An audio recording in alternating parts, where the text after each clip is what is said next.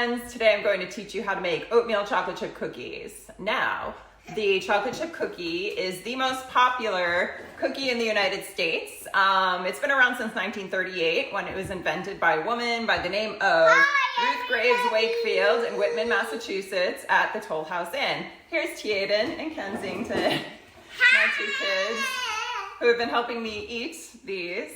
I've been adding oatmeal to my chocolate chip cookies since I was a kid. And I also use gluten-free flour. Okay, here, just eat that. There you go. I'll keep her quiet for a minute, maybe. Instead of brown sugar, I like to use coconut sugar, just to make it seem a little healthier. I don't know. Anyway, I hope you enjoy this recipe, and thank you for watching. All right,